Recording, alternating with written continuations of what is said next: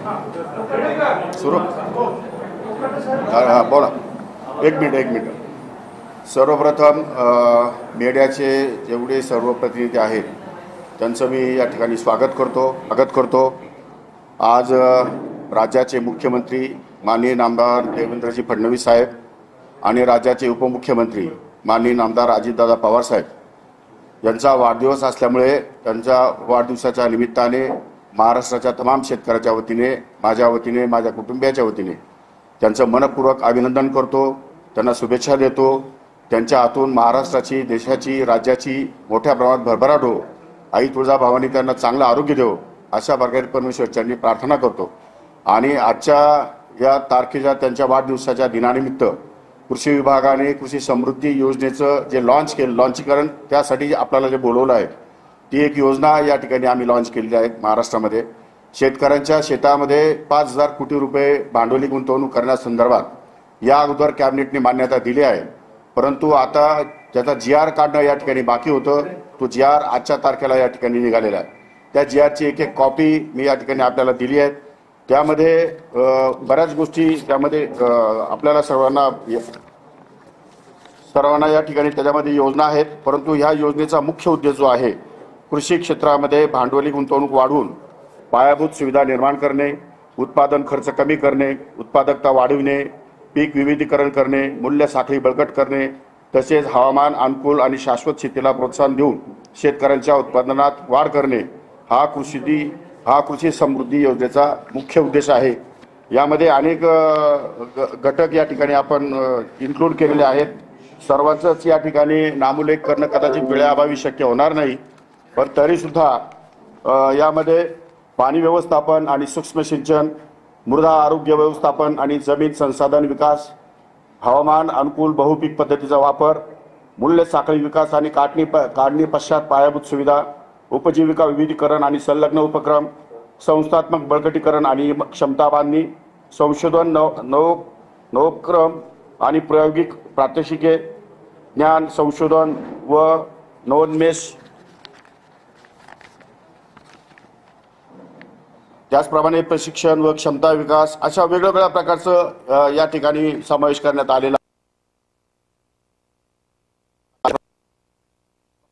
Godowns, त्याचप्रमाणे cold storage, पिकासाठी baggage आणि सर्वात महत्त्वाचं म्हणजे की आतापर्यंत केंद्र सरकार या रासायनिक खतासाठी 1,90,000 कोटी रुपयाची जी सबसिडी अनुदान देतं, त्या धर्तीवर विचार केला दरवर्षाला, तर दरवर्षाला 5 ते 7% या ठिकाणी वाढ या रासायनिक खतामध्ये होते. एकीकडे राज्य सरकार नैसर्गिक शेती करावं किंवा ऑर्गॅनिक शेती करावी अशा प्रकारचा आग्रह धरत असताना, दुसरीकडे मात्र रासायनिक खतांचा वापर मोठ्या प्रमाणात होत असल्यामुळे या संदर्भातलं ऑर्गॅनिक शेती संदर्भात किंवा नैसर्गिक शेती संदर्भामध्ये जी औषधं आणि बी बियाणं आहेत त्यासाठी आपण अनुदान या ठिकाणी सुरू करतो आहोत. मागच्या कॅबिनेटमध्ये माननीय मुख्यमंत्र्यांना मी विनंती केली होती की आपण शेतीसाठी आपण जे काही स्लरी किंवा या ठिकाणी मूत्र तयार करतो, जे काही शेतकरी तयार करतात त्यावर त्यांना अनुदान देणं आवश्यक आहे. तोपर्यंत त्यांना प्रोत्साहन मिळणार नाही, तोपर्यंत सेंद्रिय शेती या ठिकाणी मोठ्या प्रमाणात आपल्या महाराष्ट्रात सुरू होणार नाही. आणि मग त्या धर्तीवर अजितदादांनी लगेच सांगितले की देशी गायीच्या संदर्भामध्ये हा निर्णय या ठिकाणी योग्य पद्धतीने राबवण्यात यावा. आणि म्हणून पुण्याला देशी गायीचं संशोधन प्रशिक्षण या संदर्भात मी गेलो असता त्याच ठिकाणी माननीय कृषी आयुक्त मांढरे साहेब यांना सूचना केल्या आणि त्या दृष्टिकोनातून ताबडतोब स्कीम तयार करून या स्कीममध्ये त्याचा समावेश करण्यात आलेला आहे आणि त्या खतांसाठी आणि औषधांसाठी या ठिकाणी अनुदान जाहीर करण्यात आलेलं आहे. त्यामुळे शेतीसाठी लागणाऱ्या वेगवेगळ्या योजना या शासनामार्फत या ठिकाणी शेतकऱ्यांच्या शेतामध्ये करण्याचा जो काही सरकारचा मानस होता, तो मानस या ठिकाणी या GRमुळे या ठिकाणी निश्चितपणे यशस्वी होईल अशी माझी आशा आहे, अशी माझी धारणा आहे. या योजनेमध्ये समजा 4-6 महिन्यामध्ये जर काही त्रुटी आढळल्या किंवा काही या ठिकाणी अडचणी निर्माण झाल्या तर त्याचा आढावा या ठिकाणी घेण्यात येईल आणि त्या दृष्टिकोनातून दुरुस्ती करण्यात येऊन शेतकऱ्यांना अतिशय सुलभ आणि सुयोग्य पद्धतीने सुविधा निर्माण करण्यासाठी शासन कार्यतत्पर आहे. अशा प्रकारची घोषणा मी आजच्या या वाढदिवसाच्या निमित्ताने करतो.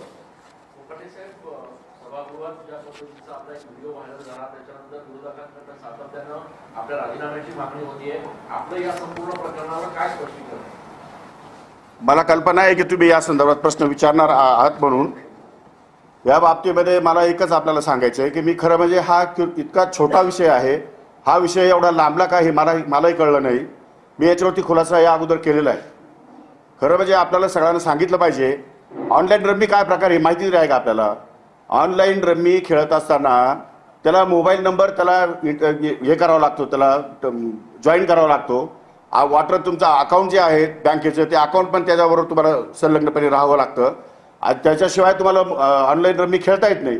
आणि अशा प्रकारचं कुठलंही अकाउंट, कुठलाही मोबाईल नंबर, माझा मोबाईल नंबर 9763711177 नंबर आहे. माझे अकाउंट बँकेचे अकाउंट मी या ठिकाणी देणार आहे. आणि त्या दृष्टिकोनातून कुठेही चौकशी केली तर ज्या दिवसापासून ऑनलाईन रमी सुरू झाली आहे त्या दिवसापासून आज तागत 1 रुपयाची सुद्धा रमी मी या ठिकाणी खेळलेलो नाही. मला रमी खेळताच येत नाही. त्यामुळे अशा प्रकारचा आरोप तो एकदम बिनबुडाचा आहे, चुकीचा आहे. आणि त्यामुळे महाराष्ट्रामध्ये मोठ्या प्रमाणात या ठिकाणी माझी बदनामी झाली. आरोप केला आहे, ज्या राजकीय नेत्यांनी जो आरोप केला आहे आणि ज्यांनी माझी बदनामी केली आहे त्या सर्वांना मी कोर्टात खेचल्याशिवाय राहणार नाही.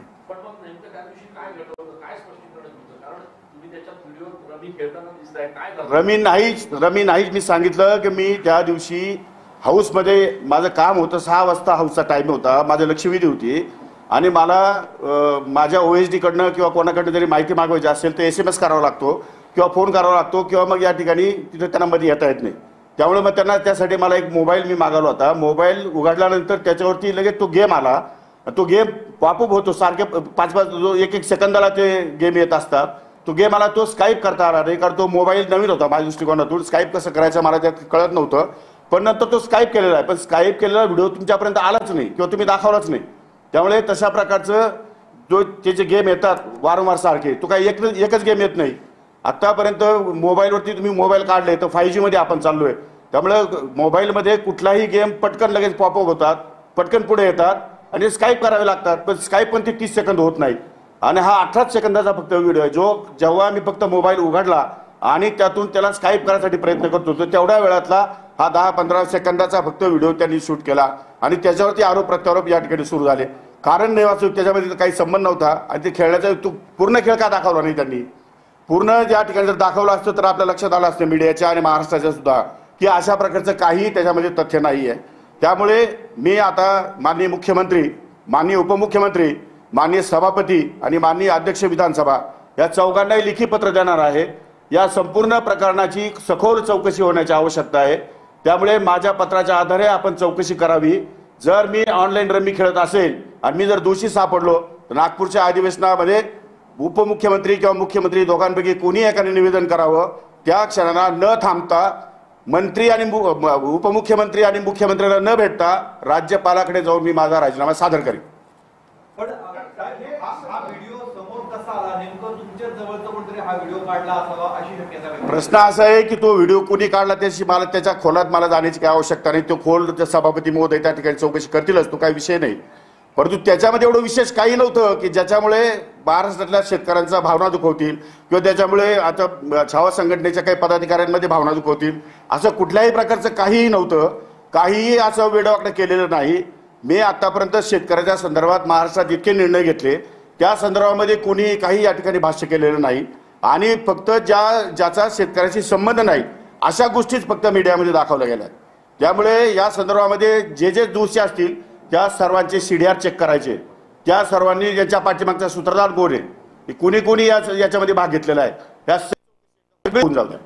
एकदा होऊन जाऊ द्या. वारंवार कृषी मंत्री म्हणून जे काय मीडियाच्या समोर आणलं जातं त्या संदर्भातली संपूर्ण चौकशी मुख्यमंत्री महोदयांनी करावी असं मी माझं स्वतःचं पत्र राज्यपाल, मुख्यमंत्री, उपमुख्यमंत्री, सभापती आणि अध्यक्ष या चौघांना देणार आहे.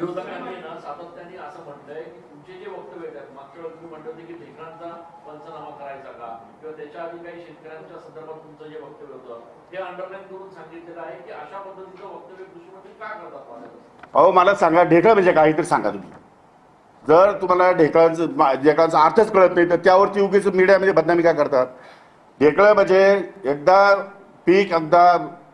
त्यामध्ये पीक काढणी प्रयोग संपला की त्यानंतर शेतीला नांगरट करावी लागते आणि नांगरट केल्यानंतर त्या नांगरटीमध्ये जर शेती पाण्याची बागायची असेल तर काही प्रमाणात मातीचे या ठिकाणी मोठे मोठे ढेपले या ठिकाणी बाहेर येतात, काही ठिकाणी माती बाहेर येते, काही ठिकाणी मोरूप येतो, डिपेंड्स आपण म्हणजे जशी शेती असेल तसं.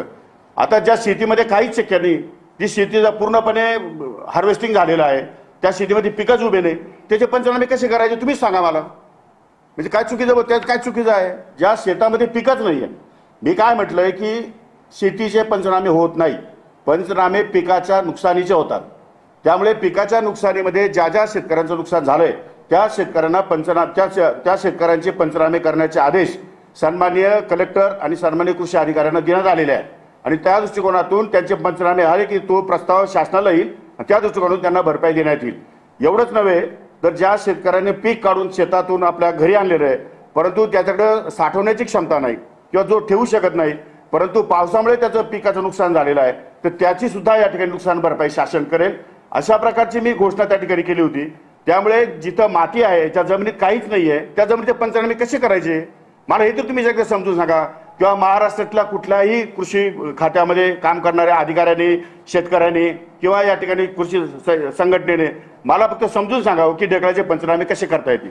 ते जर मला समजून सांगितलं तर मी सांगेल ढेकळाचे पंचनामे करायला लावतो.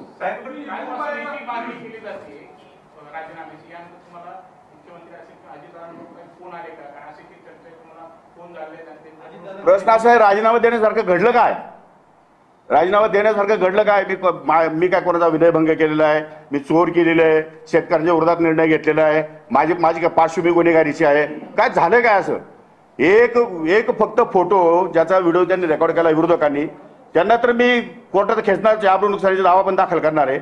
आणि त्यांनी जी माझी बदनामी केली आहे महाराष्ट्रामध्ये, एक तर मीडियावाल्यांनी काही एक टाकलं की त्या खाली लगेच प्रतिक्रिया यायला लागतात. आता माझा पाय तिरपा पडला, लगेच मीडियावर कृषी मंत्री यांचा पाय तिरपा पडला. अरे पाय तिरपा पडला कशामुळे पडला? खड्डा वाचवायला गेला की काय? बरं खड्डा वाचवायला गेलो सांगितलं तर तुम्ही लगेच दांडू घेऊन बाहेर. खड्डा कोणाचा आहे? हा महानगरपालिका तुम्ही आदेश दिले का? हा रस्ता MSRDCचा आहे का? हा BNCचा आहे का? हा MMRDAचा आहे का?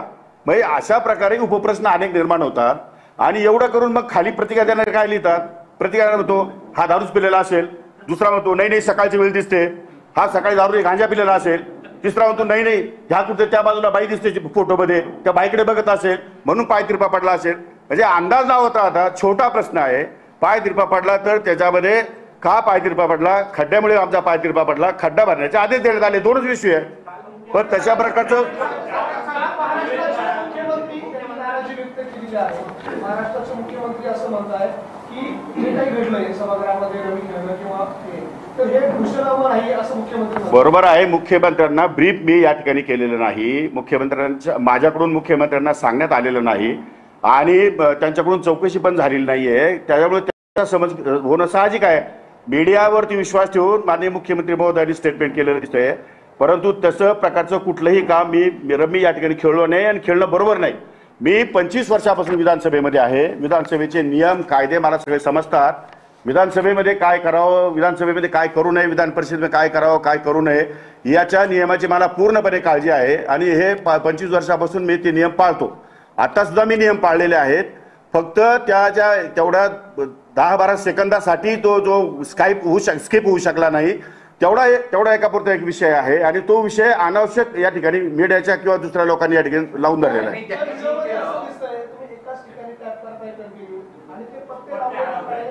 मी तेच तसं जरी दिसलं तरी प्रश्न असा आहे की मोबाईलला आजकाल अँड्रॉइड मोबाईल आलेले आहेत, मोबाईलच्या कंपन्या वेगवेगळ्या आहेत आणि 5G आपल्याकडे रेंज आहे. 5G म्हटलं कुठे टच झाला, काही तुम्ही डाउनलोड करायला का दुसरीकडे टच झालं तर भलतंच काहीतरी येऊन जातं, टीव्हीवर भलतंच काहीतरी मोबाईलला येऊन जातं. त्यामुळे आता ते स्किप करायला वेळ जातो ना तेवढा, तर स्किप करेपर्यंत मोबाईलचा इन्स्ट्रुमेंट माहिती नसल्यामुळे स्किप करेपर्यंत मला 10-15 सेकंदाचा वेळ गेला असेल, एवढंच फक्त. बाकी त्यात काय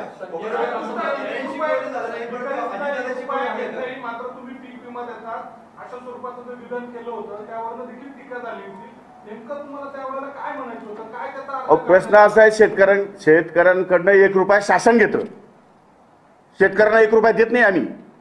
शेतकऱ्यांकडनं 1 रुपया शासन, म्हणजे भिकारी कोणी शासन आहे, शेतकरी नाही. पण त्याचा नेहमी अर्थ उलटा केलेला आहे. त्यामुळे ₹1 ही किंमत फार थोडी आहे आणि ₹1 विम्याच्यामुळे महाराष्ट्रामध्ये 5-5.5 लाख बोगस अर्ज या ठिकाणी सापडले. माझ्याच काळामध्ये सापडले. मी ते बोगस अर्ज तात्काळ रद्द केले आणि नव्याने घोषणा केल्या. माझ्या आतापर्यंतच्या कमीत कमी 52 GR निघालेत. इतक्या घोषणा केल्यात मी नवीन. इतके कामं कृषी खात्यामध्ये केलेत. महाराष्ट्राच्या कानाकोपऱ्यात जाऊन आलो मी. शेतावर जाऊन आलो, बांधावर जाऊन आलो, अनेक संशोधन केंद्रामध्ये गेलो. ज्या संशोधन केंद्रामध्ये सुविधा नाही त्यांना सुविधा देण्याचे मी या ठिकाणी प्रॉमिस केले, आश्वासन दिले. आतापर्यंत एकही कृषी मंत्री एकाही संशोधन केंद्रावर गेलेला नाही. मी विद्यापीठांना जाऊन भेट दिल्या, संशोधन केंद्रांना जाऊन भेटी दिल्या, शेतकऱ्यांना जाऊन भेटी दिल्या, त्यांच्या अडचणी समजून घेतल्या. त्यामध्ये त्या वेगवेगळ्या प्रकारचे GR काढले. फर्स्ट कम फर्स्ट सर्वचा GR माझाच आहे. प्रत्येक गावामध्ये वेदर स्टेशन निर्माण व्हावं ही पण माझीच मागणी आहे. म्हणजे या गोष्टीमध्ये ज्या ज्या अडचणी शेतकऱ्यांच्या आहेत त्या अडचणी दूर करण्यासंदर्भात आपल्याला काय काय करता येईल आणि त्या संदर्भातली फीडबॅक जो आहे तो शेतकऱ्यांकडून कसा मिळेल यासाठी माझे प्रयत्न सुरू आहे. गेल्या 6 महिन्यामध्ये प्रचंड मोठा बदल या कृषी विभागामध्ये आपल्याला बघायला मिळेल. मी तर आपल्याला एवढंच सांगतो की 100 दिवसाच्या कार्यक्रमामध्ये 3रा क्रमांक कृषी विभागाचा आलाय. उगीच येतोय, आपोआप येतो की कधी नंबर. त्यांच्याबद्दल तुम्ही असं म्हणता की त्यांना कोर्टात खेचू किंवा ज्यांनी व्हिडिओ काढला त्यांना कोर्टात खेचू, त्यांचं असं सांगणं आहे की आमच्याकडे याचा मोठा व्हिडिओ आहे तो पण आम्ही समोर आणू. जरूर आमदा ना, काही हरकत नाही. आमची त्या तयारी आहे. मी कोर्टात खेचणार म्हटलं त्यांना कोर्टात दाखवावंच लागेल. ते मी त्याची चौकशी लावणार आहे सविस्तर. या संपूर्ण प्रकरणाची सविस्तर चौकशी लागणार आहे. मी ऑनलाईन रमी खेळत होतो का आणि ऑनलाईन रमीचे माझे सगळे रेकॉर्ड, माझे मोबाईल नंबर, माझा CDR, माझे अकाउंट्स हे सगळे ते लिंक त्याच्याशी आहे का हे सगळे चौकशीतून बाहेर येईल. आणि चौकशीतून बाहेर आल्यानंतर तो रिपोर्ट नागपूरच्या अधिवेशनामध्ये माननीय उपमुख्यमंत्री किंवा मुख्यमंत्री या ठिकाणी जाहीर निवेदन करतील. आणि त्या संदर्भात जर मी दोषी सापडलो तर मी त्या क्षणाला 1 सेकंदामध्ये राज्यपालाकडे जाऊन माझा राजीनामा देऊन टाकेन. ते कोण काय बोलतं, विरोधक काय बोलतात याच्याशी मला घेणं नाही. पण जे जे विरोधक जे बोलले माझ्या संदर्भात, रमीच्या संदर्भामध्ये, त्या सर्व विरोधकांना आबरू नुकसानीचा दावा मी त्यांच्यावर दाखल केल्याशिवाय राहणार नाही. मुख्यमंत्र्यांशी बोलणं झालं नाही, परंतु उपमुख्यमंत्री अजितदादांशी या संदर्भात नाही बोलणं झालं. नाही, फोन बंद आहे त्यांचा, फोन स्विच ऑफ आहे. पण आपल्याला म्हणजे एवढं वादक उठलेलं असताना आपल्याला असं वाटलं नाही का मुख्यमंत्री उपमुख्यमंत्र्यांच्या कानावर घालावं, आपली बाजू त्यांच्याबद्दल मांडावी? मुळात वादंग उठवलं कोणी? वादंग उठण्यासारखं झालं काय? अनावश्यक गंभीरता निर्माण करताना मला तेच सांगायचे ना. मला सगळ्या ज्या लोक दोषी आहेत यांचे सगळ्यांचे CDR चेक करायचे. यांच्या पाठीमध्ये नेमकं कोण आहे, यांच्या पाठीमध्ये याला कोणाचे फोन जातात, हे कोणामुळे मला टार्गेट करताय आणि 5-5, 10-10 सेकंदाची फक्त जाहिरात दाखवतात. मी शेतकऱ्यांना म्हटलो नाही, मी असं म्हटलो की लग्न कार्य आणि सुपाऱ्या याच्यावरती खर्च जास्त कोणीच करू नये. म्हणजे शेतकरीच नाही, शेतकऱ्यांनी तर करूच नये, परंतु इतर सुद्धा व्यापारी आहेत, उद्योजक आहेत, नोकरदार आहेत. लग्न ही काय स्पर्धा नाही, लग्न हा एक संस्कार आहे. त्यामुळे संस्काराच्या पद्धतीने करावं आणि तो मला अधिकार आहे. कारण मी लग्न माझं स्वतःचं मंदिरामध्ये केलेलं आहे. मी माझ्या लग्नावर खर्च केलेला नाही. माझ्या मुलीचं लग्न सुद्धा मी 200 लोकांमध्ये केलेलं आहे.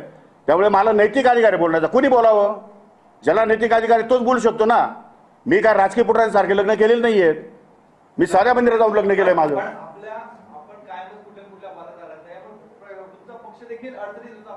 नाही, अजिबात नाही. माझा पक्ष अतिशय उत्कृष्ट काम करतोय.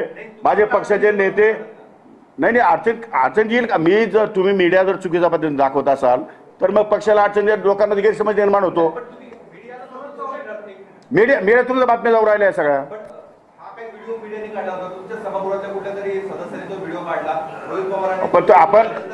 पण माझं असं म्हणणं आहे की मीडियाने खात्री करणं आवश्यक होतं का नाही. हा तुमचा काय फोटो आहे, कशामुळे आलाय, हा रमी आहे का काय आहे? तुम्ही मला विचारलं असतं तर कदाचित तर ते काल दिली ना मी प्रतिक्रिया की रमी नाही आहे ती आणि त्याबरोबर ते गेम कुठेतरी स्काईप करता असताना तू दिसलेला आहे. एवढंच बोललो मी काल, सांगितलं मी त्याला. पण त्याचं थांबायला पाहिजे की नाही प्रकरण. ते थांबलं नाही. पुन्हा 3-4 दिवसापासून मीडिया सुरूच आहे. बघा, तटकरे साहेबांनी अतिशय सौजन्याने त्या छावा संघटनेच्या पदाधिकाऱ्यांचं निवेदन घेतलंय, उठून बोललेत. इतक्या रागारागात ते लोक बोललोय तरी पण तटकरे साहेबांनी खूप शांतता राखून ते निवेदन घेतलेलं आहे आणि शांततेच्या वातावरण चालू होतं. नंतर काय झालं त्याच्या मला कल्पना नाही, परंतु जे काही झालंय ते चुकीचं झालंय ही गोष्ट मला पण मान्य आहे. ती चौकशी तर करावीच लागेल ना. म्हणून तर म्हटलं की CDR चौकशी करावी लागेल आणि त्या संदर्भामध्ये जे राजकीय पुढारी कोणाशी बोलतात, कोणत्या संदर्भात बोलतात, कोण त्याला जबाबदार आहे ते शोधावंच लागेल मला कुठल्याही परिस्थितीमध्ये.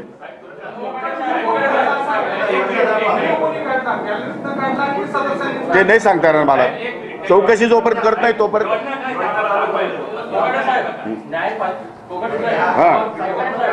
सभागृहामध्ये जो विषय होतो तो न्यायपालिकेत घेऊन जाता येत नाही. तुम्ही दावा पूर्ण होणार कसं दाखल करणार? चौकशी करणार, पहिले सभापती चौकशी करणार, पहिले अध्यक्ष चौकशी करणार. खालच्या औषध लोकांना वरच्या हाऊसमधल्या लोक मंत्र्यांविषयी असं बोलता येतं की नाही, तो कायदा काय आहे ते तपासून घेणार. ते काल त्याचा चौकशी अहवाल आल्यानंतर मी माझी केस कोर्टामध्ये त्यांना शोकास नोटीस देणार की तुम्ही आबरू नुकसान तुमची माझी तुम्ही राज्यभर बदनामी केली, या संदर्भात तुम्ही तुमच्यावर केस का दाखल करण्यात येऊ नये. माझी इथून गेल्यानंतर या आठवड्यात नाही, या आठवड्यात मी दादाने मला कार्यक्रम दिले धुळे जळगाव नंदुरबारला, तर पुढच्या आठवड्यामध्ये जेव्हा मुंबईला जाईल त्यावेळेस मी माझ्या वकिलाला बोलून या सगळ्यांना नोटिसा काढणार की तुम्ही खुलासा करायच्या. तुमच्याकडे पुरावे आहे का? पुरावे नाही आहे ना, मग तुम्ही आज कसं काय मीडियाला डायरेक्ट देतात? अशी कशी काय बदनामी करता तुम्ही एखाद्या मंत्र्याची? हे तुम्ही ते सीडीआर चेक करायचं म्हणताय, स्वपक्षातले किंवा मित्र पक्षातले पण काही लोक असू शकतील ना, जे असतील ते बाहेर येतील. चौकशीतून जे असेल ते सत्य बाहेर येईल. म्हणजे सभागृहात त्या दिवशी ते जे होते त्या प्रत्येकाचं सीडीआर चेक करा अशी आपली मागणी. नाही, त्यांचा सीडीआर नाही. याच्यामध्ये कोण कोण नेते कोणाकोणाशी बोलतात आणि काय या ठिकाणी ते ब्रीफ करतात त्या संदर्भातली माहिती घेण्यात येईल. काही मीडियाचे पण लोक असू शकतात त्याच्यामध्ये, ते पण चौकशी करावी लागेल. मी तुम्हाला एकच सांगतो की एकदा मी शिवसेनेमध्ये आमदार असताना सकाळ पेपरला मुंबईला एक बातमी छापून आली की माणिकराव कोकाटे अशा प्रकारचे भ्रष्टाचारामध्ये अडकले म्हणून. मी स्वतः आर पाटील त्यावेळेस केंद्रीय गृहमंत्री होते, मी त्यांना स्वतः पत्र दिलं की अशा प्रकारचा आरोप माझ्यावर या ठिकाणी वृत्तपत्राने केलेला आहे, याची सविस्तर चौकशी व्हावी. रितसर अँटी करप्शनने माझी चौकशी केली आणि मला निर्दोष सिद्ध केलेलं आहे. त्यामुळे माझ्या बाबतीमध्ये आत्तापर्यंतचा इतिहास आहे, कुठेही तुम्हाला काही सापडणार नाही. त्यामुळे मला या सगळ्या गोष्टीचं काही या ठिकाणी माझा स्वार्थ काही नाही याच्यामध्ये. त्यामुळे मला ह्या सगळ्या गोष्टी चुकीच्या दिशेने चालल्या असं वाटतंय आणि म्हणून मी तुम्हाला या ठिकाणी ब्रीफ करतो.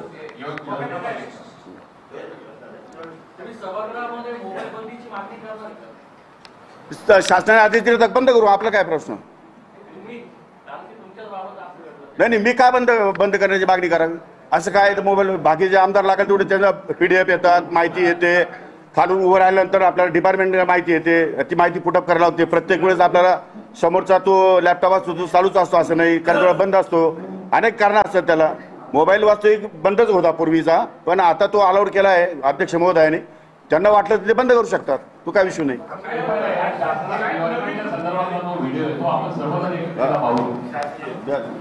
आतापर्यंतची योजना दाखवा ना.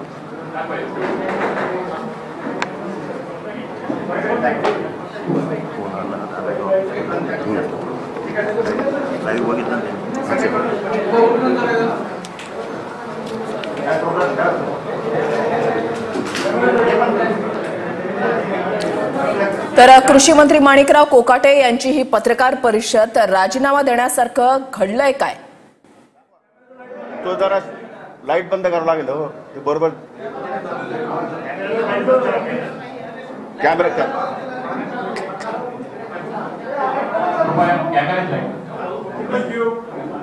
नीट करा, सरळ करा, सरळ.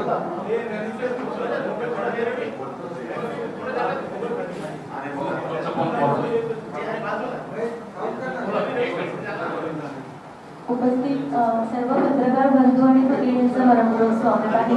आम्ही या ठिकाणी महाराष्ट्र राज्याचे कर्तव्यदक्ष उपमुख्यमंत्री नामदार श्री अजितदादा पवार यांच्या वाढदिवसाच्या निमित्ताने आदरणीय कृषी मंत्री महोदयांच्या मार्गदर्शनाखाली मी प्रमाणकर आणि आमचे कलाकार मंगेश निपाणीकर यांच्या संबंध टीमच्या वतीने आपण सिन्नर या ठिकाणी सिन्नर शिर्डी या महामार्गावरती औद्योगिक क्षेत्र आहे त्या ठिकाणी तब्बल 4,04,42 आणि अशा स्क्वेअर फूट मध्ये म्हणजे जवळजवळ 11 एकर परिसरामध्ये हे फार्म आर्ट प्रकार आहे तो आपण साकारला आहे. की देशातलं पहिलं असं भव्य फार्म आर्ट आहे. जे काही कृषी संदर्भात अजितदादांनी सहकार्य केलंय त्या निमित्ताने दादांना डेडिकेटेड आम्ही हे फार्म आर्ट या ठिकाणी केलेलं आहे. अन्नदाता हाच जगाचा भाग्य विधाता या अतिशय प्रेरणादायी स्लोगन खाली करण्याचा आमच्या सर्व ग्रामीण भागातील तरुण मंडळींचा हा उपक्रम आहे. आपल्या सगळ्यांना विनंती आहे की म्हणून तुमच्या सगळ्यांसमोर आम्ही हा प्रकल्प या ठिकाणी, कारण तिथे जाऊन प्रत्यक्ष बघितलं तर याच्यात ते शक्य नसेल. अगोदरचं दाखवा, अगोदर याच्यात क्लिअर नाही वाटत. 11 एकर याआधी संपूर्ण देशभरात पहिलंच राजकीय सरळ करणार आहे. ते साईड व्ह्यूनेच दिसेल सर क्लिअर. आणि दादाचा सुद्धा हा कृषी महोत्सव मधलाच फोटो आहे. नाही रे